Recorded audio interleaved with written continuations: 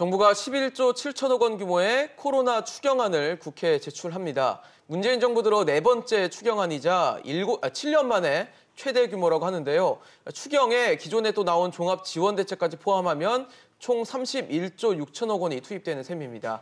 그야말로 정부가 꺼져가는 경제를 살리기 위해서 사활을 걸었다라고 볼 수 있습니다. 네, 코로나19가 팬데믹으로 번질 것이라는 우려가 증폭되면서 다른 나라들도 선제적 대응에 나섰습니다. 미국 중앙은행이죠. 연방준비제도는 이제 기준금리를 0.5%포인트 전격 인하하기도 했습니다. 지난 2008년 글로벌 금융위기 이후 최대 폭이고요. 또 코로나19가 전 세계 경제에 영향이 불가피한 상황 속에서 우리 경제에 더 나아가서 세계 경제 어떻게 흘러갈지 전망하는 시간을 가져보도록 하겠습니다. 네, 오늘도 여러분의 다양한 의견 기다리고 있습니다. 저희 아침 토론으로 100원의 이용료가 있는 유료 문자 샵 3698번으로 보내주시면 저희가 토론 중간에 소개하고 또 전문가들과 의견 나눠보는 시간도 갖도록 하겠습니다. 네, 오늘 토론 함께해 주실 세 분 패널 소개해드리겠습니다. 카톨릭대학교 경제학과 양준석 교수, 정철진 경제평론가, 그리고 한국경제산업연구원 김광석 경제연구실장입니다. 세 분 어서 오세요. 네, 안녕하세요. 안녕하세요. 네, 정부가 이제 코로나19 사태가 심각해지니까 이를 극복하고 또 경기 부양도 하기 위해서 11조 7천억 원 규모의 추가 경정 예산안 추경을 편성했습니다. 당초 규모를 두고는 6조를 조금 넘을 거다 아니면 20조 원 정도 된다 얘기가 많았는데 일단 규모부터 좀 여쭤보고 싶습니다. 실장님부터 좀 의견을 좀 내주시죠. 일단 저는 적정한 규모다라고 생각할 수도 있겠는데 이 피해가 어느 정도 확산될지 그 누구도 모르기 때문에 그 예산의 규모가 적정하다 여부를 판단하기 굉장히 어려운 대목인 것 같습니다. 예를 들어서 산불재해가 났다든가 하는 것들은 이미 어떤 사건이 발생한 후에 그것을 복구하기 위한 예산이 측정되기 때문에 적정한 규모가 있다고도 할 수 있겠지만 이것은 언제까지 확산되고 얼마만큼 더 확산될지 가늠할 수가 없기 때문에 적정 규모를 얘기할 수는 없습니다. 그러나 지금의 전제, 그러니까 정부의 스탠스 그리고 한국은행의 스탠스도 3월에 정점을 찍고 4월 초에는 그래도 종식되지 않겠느냐 하는 것이 전제라고 볼 수 있겠습니다. 그 전제하에서 이 정도 규모면 적정하다라고 판단한 것이라고 볼 수 있겠습니다. 네. 교수님께서는 어떻게 보셨어요? 저는 일단은 SARS하고 그다음에 2014년 경기 침체, 2015년 메르스 때 그 추경을 GDP 비중으로 보니까 한 0.7%에서 1.16% 사이로 나오더라고요. 그렇게 본다면은 지금 이 추경이 한 13조에서 19조 원이 돼야 되는데 그렇다면은 그때 그 GDP 비중으로 본다면 조금 적다고 얘기할 수 있는데 그런데 지금 걱정되는 게 지금 이 추경을 가지고 우리가 하려고 하는 게 너무 많은 것 같습니다. 지금 추경 안에 내용이 너무 많은 것 같아서 지금 그 규모보다는 내용이 더 중요하지 않나 좀 그런 생각이 들고요. 그렇게 본다면은 지금 이 추경 중에서 한 2조 8천억 정도가 이제 방역에 지금 집중돼 있는데 그 부분은 좀 너무 적지 않나 그게 좀 염려됩니다. 평론가님께서는 어떻게 보세요? 이제 11조 7천억인데요. 언론 보도가 좀 헷갈리는 게 메르스 때보다 많다 적다 이런 얘기가 나오잖아요. 근데 우리가 추경하지만 실제 지금 나눠보면 세입 경정하고 순지출이 나뉩니다. 맞습니다. 그러니까 우리가 체감하는 것은 이 순지출 부분이고요. 이번에 이 추경을 봐도 11조 7천 중에서 순지출이 8조 5천억이고 세입 경정, 세입이 줄어들게 되니까 그것을 이제 큰 틀에서 약간 조산모사식으로 바꿔치기 하는 게 이제 3조 2천억이 되기 때문에 8조 5천억을 우리가 기준으로 삼아야 될 것 같은데 메르스 때가 6조 원대였거든요. 그러니까 같은 11조여도 그러니까 그에 비하면 이제 상당히 기획재정부, 정부 당국에서는 큰 폭의 돈을 풀었다 이렇게 볼 수가 있겠고 또 하나가 지금 화면에 잠깐 나오지만 코로나19 처음 나왔을 때가 최초에 4조 원을 풀었거든요. 그리고 2월 말에 이제 민생경제종합대책이라고 16조. 그러니까 이미 20조가 있는 와중에 이번에 다시 11조 7천, 그중에 이제 8조 5천억이 더해지기 때문에 아마도 규모 면에서는 정부는 일단 여기까지로 먼저 한번 일단 시도를 하고요. 홍남기 경제부총리 이야기를 또 들어보면 여기가 끝이 아니고 정말 그래서는 안 되겠지만 3월의 정점이 아니라 정점이 더 늦어진다면 정부가 또 나서겠다는 얘기를 시장에 했거든요. 그런 차원에서는 아마 일단은 이 정도 선에서는 한번 시도해 보자, 들어가 보자라는 그런 의도를 읽어볼 수 있겠습니다. 네, 오늘 뭐 저희가 모신 세 분 안에서도 지금 의견들이 많이 엇갈리는 모습을 보고 있습니다. 그만큼 뭐 이 코로나19 사태가 계속 진행 중인 상황이고요. 또 추경안에 대해서도 의견이 분분한 상황이기 때문에 오늘 깊게 좀 들어주시면 여러분들이 추경안에 대해서 좀 진지하게 고민하실 수 있는 시간이 되지 않을까 싶습니다. 네, 코로나19 직격탄을 맞은 지역이 이제 대구하고 경북인데 이 지역을 대상으로 한 특별 지원도 발표가 됐는데 혹시 눈에 띄는 부분이 있었나요? 저는 첫 번째로 의료 인프라 구축 부분에 의료 인프라. 60억 원 정도의 규모인데 뭐 이것이 역시 많다 적다라고 표현하기는 어렵지만 기본적으로 지금 의료 인프라 자체가 부족하지 않습니까? 맞습니다. 주로 이제 중증 환자를 중심으로 한 음압 병상이 필요한 거거든요. 그 음압 병상 자체가 지금 부족하기 때문에 대구 경북 지역, 영남 지역의 여러 기존 병원에서 이 음압 병상이 없던 그런 병실을 예를 들면 다른 종류의 이 의과 진료실을 인프라를 개선하고 있습니다. 네. 음압 병상을 새롭게 까는 과정이 있어요. 그러면 기업 입장에서 이제 병원도 이제 하나의 기업이라고 보니까 이 추가적인 투자가 있지만 계속되는 이런 감염자 수가 늘어서 의료 수요가 계속 발생한다면 괜찮겠지만 그냥 이 일회성의 투자에 불과할 수도 있거든요. 이런 것들이 이제 정부의 지원이 필요하다고 보는 것이고 음압 병상이나 음압 응급차 이런 것들을 확대 보급하는데 정부의 예산이 집중적으로 더 배분돼야 되지 않을까 그런 생각을 해봅니다. 예, 역시 그렇게 본다면은 지금 이쪽에 그러니까 아까 얘기했던 그 방역 여기에 대한 그 자금이 지금 모자랄지 좀 염려가 되는데요. 그런데 뭐 우리가 보통 뭐 이런 전염보다는 뭐 외환 위기나 뭐 금융 위기 같은 데서 신경을 쓰지만 그때 중요한 포인트로 계속 나오는 건 정부가 여기에 충분한 예산을 먼저 지급해가지고 그 지금 상황에 앞서 있다는 걸 보여줘야지만 이제 국민들이 좀 안심을 하거든요. 그런데 이렇게 그냥 계속 그냥 시설이 뒤쫓아가는 역할을 한다면은 나중에 돈을 얼마큼 많이 투입한다고 해도 정부가 여기에 대응할 수가 없다. 그러면 불안한 게 더 늘어나고 그다음에 나중에 우리가 이 수분이나 수요의 감소에 따라서 수습해야 될 금액이 더 많아지거든요. 그러니까 지금 어떤 면에서는 미국도 지금 이런 전략을 취하는 것 같은데 그 지금 현재 추경은 완전히 그냥 방역에 올인했었고 그 대신 이제 규모는 지금만큼 크지 않아도 됩니다. 그렇지만 일단 방역에 올인한 다음에 수요를 늘리는 정책은 조금 더 나중에 2차 추경을 하든지 뭐 그래가지고 했었으면 좀 좋지 않았을까 좀 그런 생각이 드는데요. 그런데 뭐 일단은 뭐 이렇게 추경이 나왔으니까 여기서 일단 해보고 그렇지만은 그 방역 시설을 강화시키는 그런 예산은 확실히 더 신경을 더 써야 될 것 같습니다. 아무래도 뭐 교수님 입장은 방역을 집중해서 방역을 제대로 해야지 그 이후에 경제도 살아날 수 있다라는 전제를 하고 계신 것 같아요. 네, 그렇습니다. 어떤 입장이세요? 그런 부분은 굉장히 뭐 좋은 주장이시고요.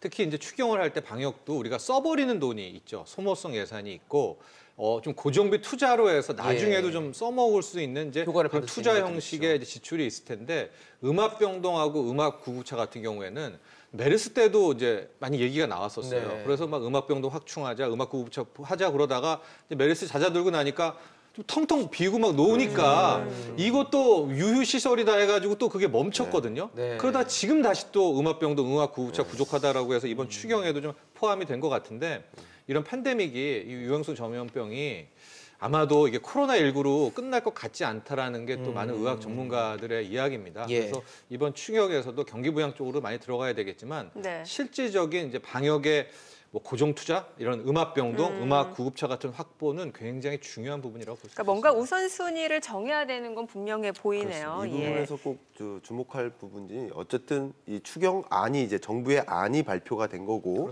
이제 3월달 안으로 조속히 국회 통과를 진행해 보겠다, 노력하겠다라는 이야기를 했는데 이 부분이 이제 여야가 갈리는 거죠. 그럴 수 있죠. 이제 여 쪽에서는 민생 안정과 이제 경제적인 부분도 함께 살리는 거지만 야 쪽에서는 그걸 원하지 않는 거죠. 말 그대로 방역에만 초점을 둬라. 그러니까 이제 11조 7천억 원에 해당되는 이 예산의 규모가 더 조정되거나 늘어날 수도 있을 텐데 아니면 그 안에서의 편성도 많이 바뀔 수가 있겠는데 이런 것들을 좀 국회 통과되는 과정에서 어떻게 전환될지를 좀 지켜보는 것도 주목할 부분이라고 보여집니다.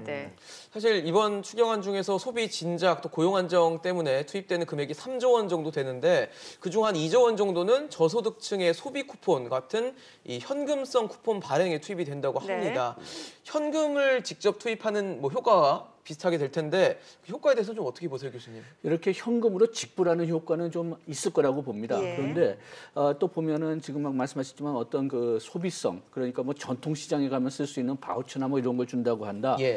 이런 것들에 대한 효과는 제가 상당히 좀 그 회의적으로 보고 있습니다. 왜냐하면은 지금 어떤 면에서는 우리가 수요가 지금 많이 줄은 이유가 돈이 없어서 수요가 준 게 아니거든요. 네네. 그래서 소비가 준 이유가 그냥 돈이 없어서 소비가 준 게 아니라 불안하죠. 그냥 불안해가지고 예. 사람들이 안 안 나가서 나가죠. 네. 그래서 이제 그 소비를 안 하는데 네. 이렇게 뭐 전통 시장에 가라. 그다음에 뭐 시장에 가서 뭐 많이 소비를 해라, 많이 쇼핑을 해라. 그게 지금 먹혀 들어갈 수 있을지 모르겠어요. 그래가지고선 이게 잘못하면은 그냥 바우처는 많이 찍어놨지만 별로 사용하지 않는 제도가 되지 않을까 좀 그런 염려가 좀 듭니다. 그래가지고선 아까 얘기했지만 일단은 방역을 먼저 해가지고선 국민을 안심하게 예. 하는 게 우선순위고 네. 그 다음에 좀 이제 과학자들 입장에서는 이제 그 이 코로나가 좀 통제되고 있다. 그렇게 해서 사람들이 안심했을 때 그때 이제 이런 소비성 정책을 풀어주는 게 그게 오는 우선순위가 아니었나 그렇게 생각합니다. 선방역 후 소비 진작 지원 이렇게 볼 수 있겠군요. 예, 다른 그런 분들 입장이 의견 있어요? 그래도 어떠세요? 아마 이제 쿠폰 지급은 어쩔 수 없는 예. 차원이었던 것 같아요. 그러니까 현금 지급을 할 경우에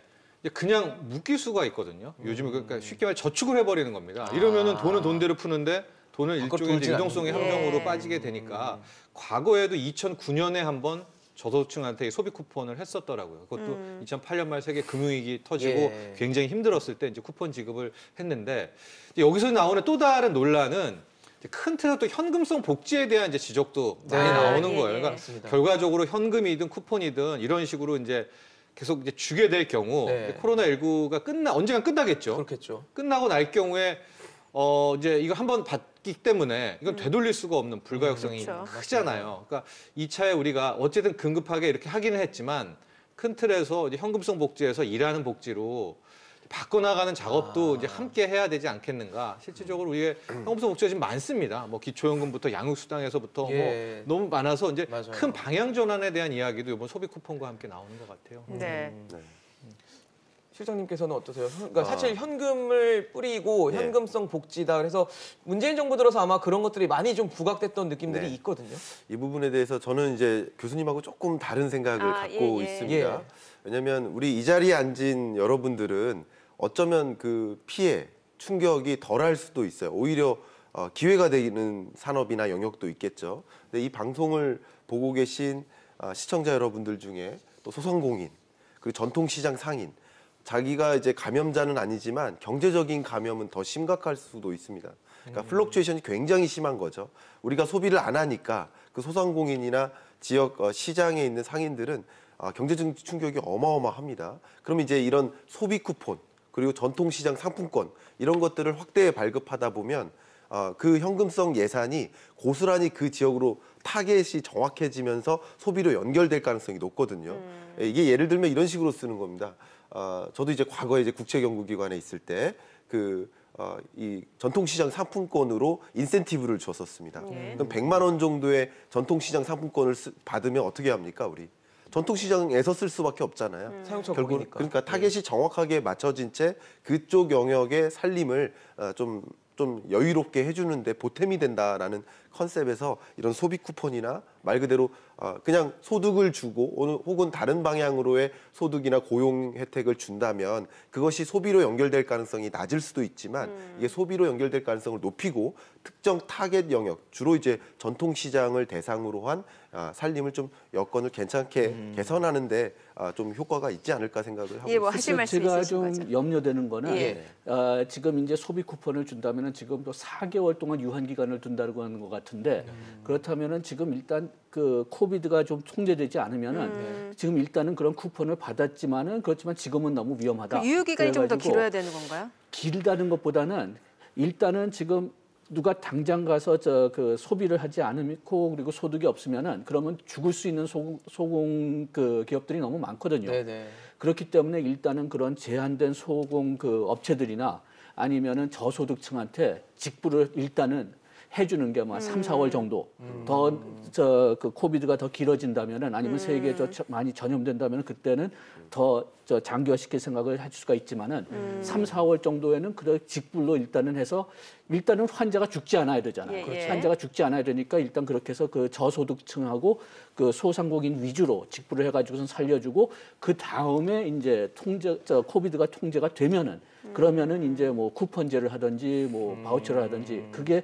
조금 더 그 순서가 맞지 않는가 좀 그런 생각이 드는데 이번에 추경을 좀 너무 오랫동안 그 기간을 두고 생각하는 것 같습니다. 그래서 이렇게 뭐 2개월씩 단계적으로 해야 될 것을 6개월 그 한꺼번에 보고선 일단 예산을 짜려고 하니까 좀 더 어렵게 되지 않았나 좀 그런 염려가 듭니다. 네, 지금 시청자 문자 중에요. 끝자리 9700님이 또 취약계층 퍼주기 추경. 지금 취약계층은 힘들게 일하는 의사들, 간호사들입니다. 월급 좀 올려주고 밥이라도 잘해주는데 써야 맞는 건데요. 라고 또 올려주셨네요. 뭔가 현실적인 그런 지원책이 더 필요하다라는 것 같아요. 특히 대구 경북 쪽에서 지금 고생하시는 의료진 분들에 대해서 맞습니다. 그런 지원이 좀 더 필요하지 않을까라는 얘기인 것 같네요. 네, 정말 고생을 많이 하고 계시기 때문에 그 부분에 대한 지원이 좀 필요하다라는 입장을 주셨고요. 사실 아까 평론가님께서 말씀을 해주신 부분이긴 한데 지금 정부에서는 이번 추경으로 효과를 보지 못한다면 추가적인 지원도 하겠다. 그 얘기를 이제 추가적인 지원이 곧 2차 추경이냐라고 이제 해석이 오가는 것 같거든요. 네, 그렇습니다.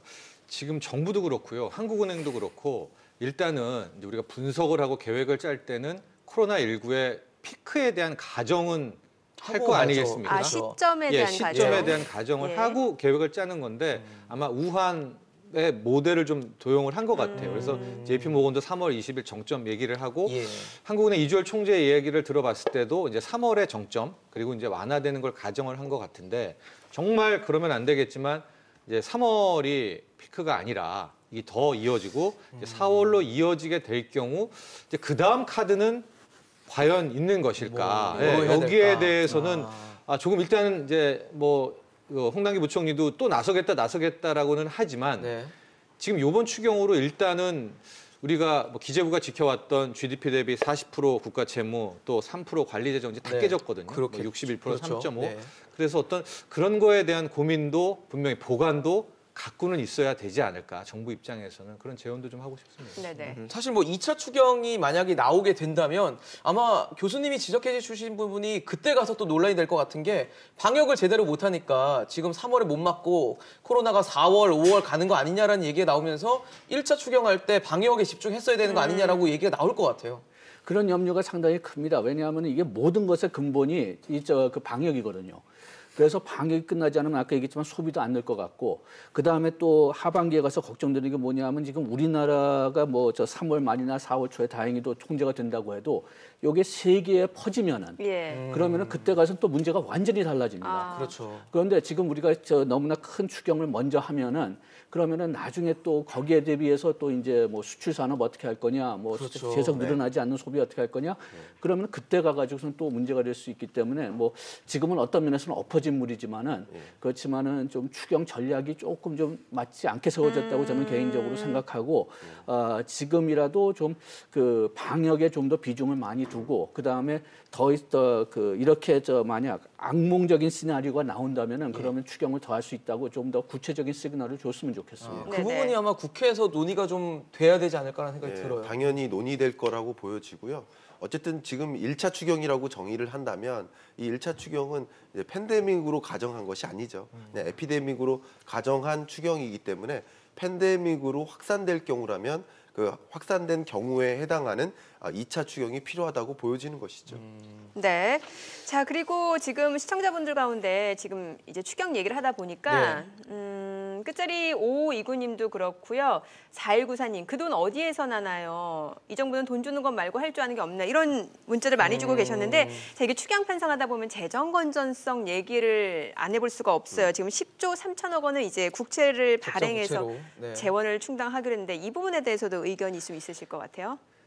저는 이번 경우에는 돈 써야 된다고 생각합니다. 이번에 써야 된다. 돈을 써야 된다면 써야 돼요. 쓸 땐 써야 된다 말씀이신 쓸 때는 써야 되니까 그건 할 수 없는데 지난 3년 동안의 추경은 진짜 필요했는지 거기에 대해서 오히려 좀 회의심이 갑니다. 왜냐하면은 지금 이 정부가 들어와가지고 너무 정부 비난해서 좀 죄송한데요. 네. 그런데 이 정부가 열심히 하고 있다는 전제하에 말씀을 드리는 거죠. 예, 네. 하여튼 지난 이 3년 동안에 본 예산을 크게 늘려놨음에도 불구하고 상반기에 추경을 또 냈어요. 그렇게 된다면은 이 예산을 편성하는데 어떤 문제가 있었다는 걸로 저는 보고 있거든요.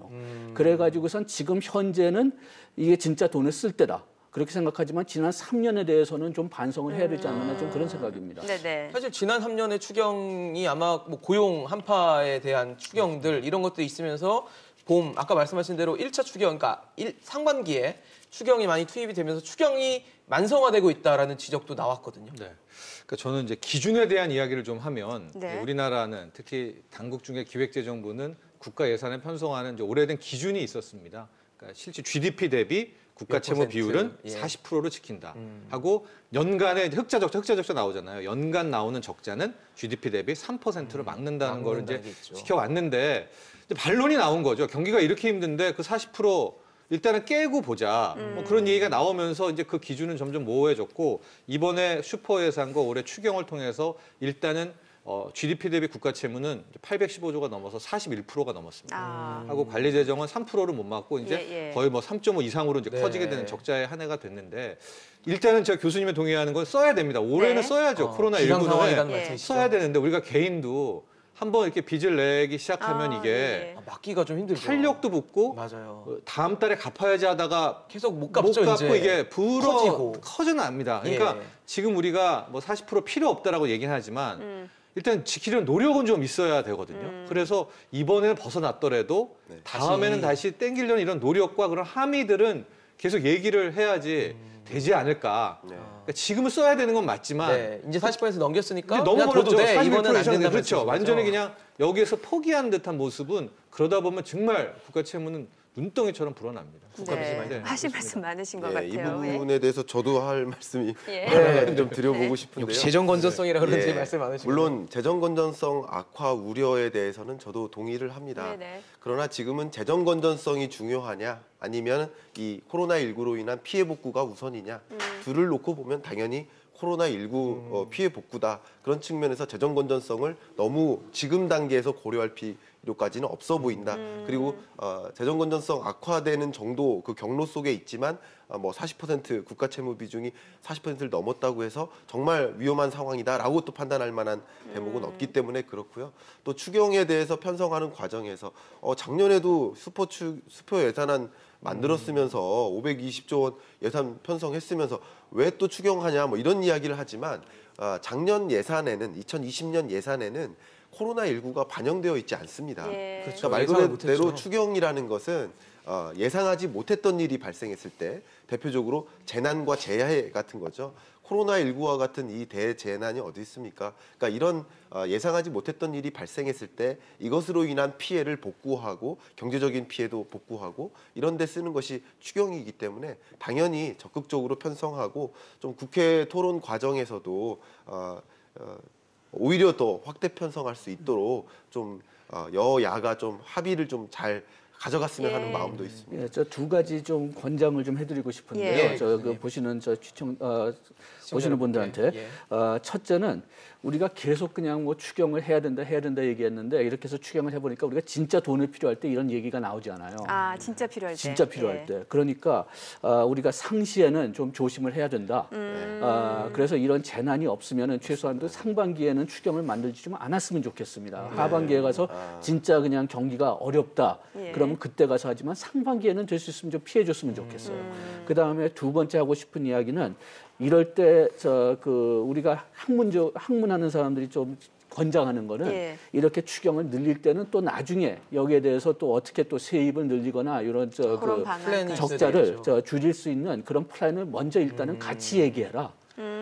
그런 제안을 좀 드리고 싶습니다. 네, 지금 양 교수님 말에 좀 공감을 해주신 분이 계셔서 잠깐만 읽어드릴게요. 0962님이 단계적 추경 전략으로 로드맵을 발표했어야 하는데 포괄적 추경은 정확히 파악하지 못했다는 불안을 조성할 수도 있습니다라고 공감을 해주셨네요. 네, 참 시청자분들도 보시고 많은 의견들 갖고 계실 것 같아요. 보면 추경이라는 게 사실 우리나라 지금 경제를 회복시키고 살리기 위한 목적이 있는데 미국도 이 코로나19로 인한 경제 충격에 선제적으로 대응하고 있습니다. 그렇죠, 예. 미 연준이 예상했던 것보다 한 2주 정도 앞서서 깜짝 금리 인하를 단행했는데 더 놀랬던 거는 인하 폭도 0.5%포인트. 그러니까 예년과 원래 평소였으면은 0.25라는 숫자로 달고 갔을 텐데 그거의 2배에 달하는 인하 폭을 보여주면서 경기를 어떻게 부양해보겠다는 의지를 좀 가득 담지 않았나 싶거든요. 그렇습니다. 정말 깜짝 놀랐었죠. 3월 현지 시각으로 3일이었었고요. 이달의 FOMC 정례 회의는 3월 17일, 18일입니다. 맞습니다. 그런데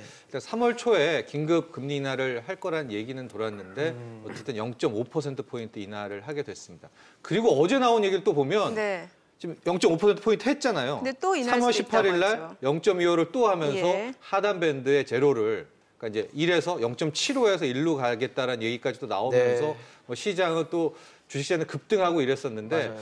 지금 제롬 파월 뭐 모습 나오고 있지만은 네. 역시 저렇게 큰 폭에 인한 것은 코로나19에 대한 충격을 아마 가정하고 있는 것이고요. 미국은 뭐 확진이나 이런 이슈가 아직까지는 불거지지 않고 있습니다. 네. 여러 가지 요인이 있겠죠. 뭐 검사 비용의 문제 이런 것들이 있는데 더 핵심은 트럼프 대통령이 나올 때마다 코로나19를 단순한 감기다라고 막 이제 얘기를 하는 측면이 있어요. 그러니까 이걸 놓고도 지금 미국 내에서도 말이 많죠. 말이 많아요. 네. 이게 정말 저렇게 폄하해야 될 수준이냐? 아무리 국민을 안정한다고 현실을 잘 못 보고 있다는 얘기들이 많아요. 예. 그리고 뭐 거기서 살짝 또 제가 말씀드리면은 그 트럼프 대통령은 지금 헬스케어에 있어서 오바마 케어를 굉장히 부정합니다. 예. 우리나라처럼 전 국민 의료보험을 싫어하는 입장이거든요. 그렇죠. 그러니까 코로나19가 퍼지면 퍼질수록 트럼프는 더 공격을 받게 네네. 되기 때문에 이제 폄하하는 거 아니냐. 그리고서 매일 연준 압박해가지고 일단은 저 큰 폭의 금리 인하 통화 정책 나왔고요. 지금 얘기는 뭐 또 이달 말에 추가 인하. 감세, 뭐 예. 미국식 추경, 뭐 트럼프가 또 할 거다라는 얘기는 계속 나오고는 있습니다. 그런 상황입니다.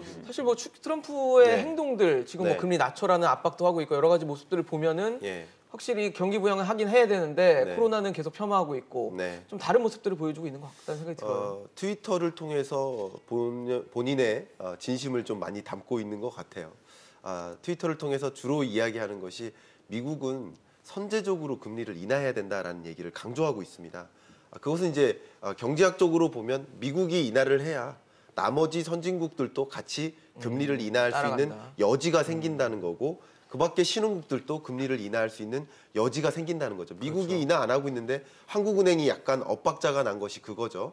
2월 달에 아무도 금리를 인하 안 했는데 예를 들어서 미국도 인하 안 하고 있는데 한국이 먼저 인하하면 이제 외국인 자금 유출에 대한 우려가 상당해지니까 그런 것들 좀 더디게 만든 거라고 볼 수 있겠는데 지금 어쩌면 2주를 남겨놓고 긴급 소집 FOMC를 열었다라는 것 이거 자체는 2주 후에 이 코로나19 사태의 경과를 지켜보고 추가적인 금리 인하가 필요하다고 가정하기 때문에 긴급 소집 회의가 열린 것이라고 볼 수도 있겠습니다. 그렇기 때문에 이 3월 17일, 18일 동안 열리는 FOMC에서 추가적인 금리 인하가 있을 수 있겠다라고 보는 것이 보통의 시각이라고 볼 수 있겠습니다. 네. 그런데 저기 파웰하고 그 다른 연준 위원들이 하는 얘기를 보면은 지금 우리가 얘기하고 있는 거하고 똑같거든요. 이렇게 뭐 금리를 내려도 사람들이 진짜 쇼핑을 갈 거냐? 휴가를 두고는 말이 많죠.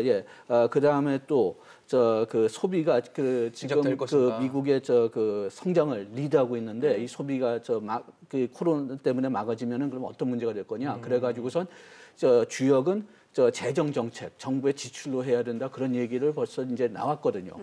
그래가지고선 이번에 아직 의회에 통과되진 않았지만 의회에 민주당하고 공화당이 한 89억 달러를 뭐 우리나라식으로 얘기한다면 추경이죠. 그거를 여기에 예산을 쓰겠다고 합의가 났다고 지금 아침 미국 신문에 오늘 아침에 나왔는데 거기에 보면은 거의 다 그 금액이 방역으로 가고 있습니다. 그 다음에 나중에 그 트럼프의 트위트 같은 거 보면은 또 세금 인하는 또 나중에 고려를 하겠다. 지금 그렇게 나오고 있거든요. 그렇게 해서 거기서는 이제 통화 정책, 재정 정책 뭐 얼만큼 서로 회의를 했는지는 모르겠지만은 그냥 지금 발을 맞춰서 나가고 있다고 봅니다. 네네. 자 이제 미 연준에서도 뭐 추가적인 금리 인하까지 시사했기 때문에 이제 자 그렇다면 우리 금통위가 이제 앞으로 금리를 더 인하할 것인지 이 부분에 관심이 모아질 수밖에 없는데 세 분은 어떻게 보시는지 좀 의견을 들어볼게요. 저는 뭐 4월에 할 수밖에 없는 상황이 됐고요. 할 수밖에 근데 없다. 4월 금통위가 예정이 돼 있고 3월엔 금통위가 없는데 네. 임시 금통위 얘기가 나오긴 그렇습니다. 하더라고요. 아마 18일까지 저는 한 번 더 볼 것도 같아요. 그래서 미국에서 FOMC에서 18일 날 한 번 더 한다라든가 혹은 18일 날 제롬 파월 기자회견에서 정말로 비둘기적인 발언을 또 해버리면 3월 말에 아마 우리도 정말로 임시 뭐 거의 전격적으로. 처음으로 전격적으로 아마 0.25%포인트를 낮출 수도 있지 않을까. 그렇게 되니까 또 아예 0.5 우리도 하는 거 아니냐는 그게 얘기를 되는지도 이제 좀 계속 또 궁금해요. 얘기가 미국이 뭐 해버리니까. 정보지에도 돌고 이렇게 하는 건데요. 근데 정말 중요한 것은 이게 이제 코로나19의 이슈잖아요. 네. 그러니까 미국의 통화 정책도 좀 걱정하는 분들, 투자 차원에서 걱정하는 분들도 계속 돈 풀고 뭐 이렇게 하고는 있지만 만에 하나 미국의 방역을 놓쳐서 코로나19가 미국 내에 확산되게 된다면 이건 이제 다른 이야기가 차원의 얘기가 돼버리거든요. 예. 그러니까 지금 트럼프 대통령이 너무 좀 성급한 게 아니냐. 왜냐하면 이 인하도 트럼프가 했다라고 좀 보고 있습니다. 이게 중앙은행의 독립성을 다 훼손하고 그런 차원이기 때문에 오히려 이렇게 카드를 다 쓰는 것도 나중에는 역공을 받을 수가 있지 않을까 호주머니에. 근데 우리에만 따지고 보자면 미국의 3월 18일의 반응을 보고 3월 내에 긴급 인하도 분명히 가능성 있는 카드입니다. 뭐 학계에서 계속 걱정하고 있지만 우리가 진짜 총알이 별로 없어요. 그 미국에서 지금 현재 한 1.25%로 내려갔으니까 거기선 총알 한 5개 있는 셈이고 네. 우리도 총알 한 5개 있는 셈이거든요. 뭐 네. QE 같은 다른 방법을 쓴다고는 하지만은 유럽이나 일본은 아예 총알이 없습니다. 그런데 지금까지 많이 걱정하는 거는 경기 침체가 들었을 때는 그 금리를 2% 이상 떨어뜨린 경우가 대부분이에요. 그런데 예. 2% 이제 떨어뜨릴 수가 없죠. 우리가 지금 2.25%, 2.5% 있으니까.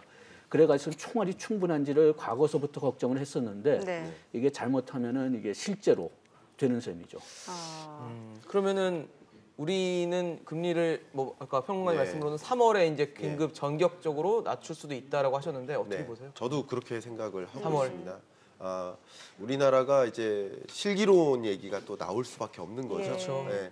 그러면 이제 4월 달에 기준금리 인하 여부를 결정하는 그 시간까지 기다릴 수 있을까 여부인데요. 그렇죠. 특히 미국의 결정, 그 미국뿐만 아니라 수많은 국가들, 이제 G7 국가들 다 포함되고요. 신흥국들도 중국도 마찬가지 기준금리를 다 인하해 나가는 그런 과정 속에서 우리나라만 이제 동결을 유지할 거라면 그럴 경우에 일어나는 또 후폭풍이 있습니다. 재정 정책은 아픈 데를 치료해 주는 정책일 수는 있어요.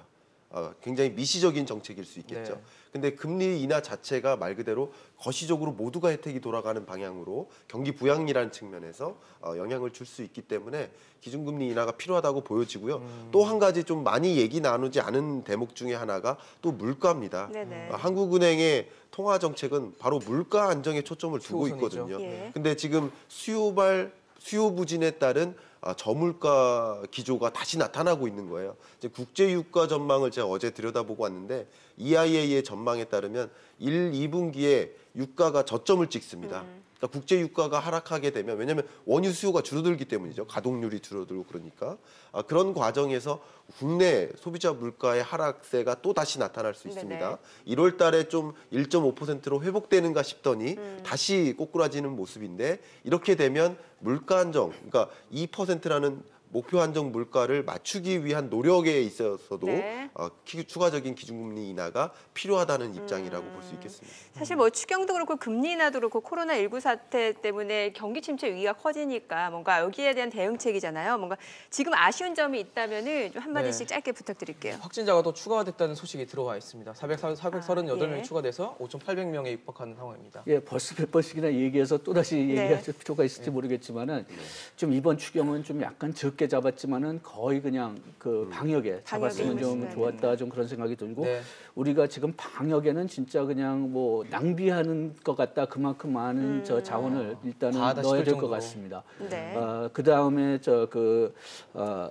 소비를 수요를 늘린다는 것은 그 다음에 해야 될 단계인 것 같고 일단은 집중하자. 일단은 방역 그 다음에 진짜 그냥 이번 한 2달 동안 무너질 사람들에 대한 직분 예. 거기에만 장기적으로만 네. 했었으면은 그랬으면 더 좋았다고 생각합니다. 네. 뭐 지금부터 확인해야 될 뉴스들 한 3가지를 말씀드리면 네. 우리의 정점입니다. 오늘도 확진자 수가 나왔는데 네. 코로나19의 정점이고요.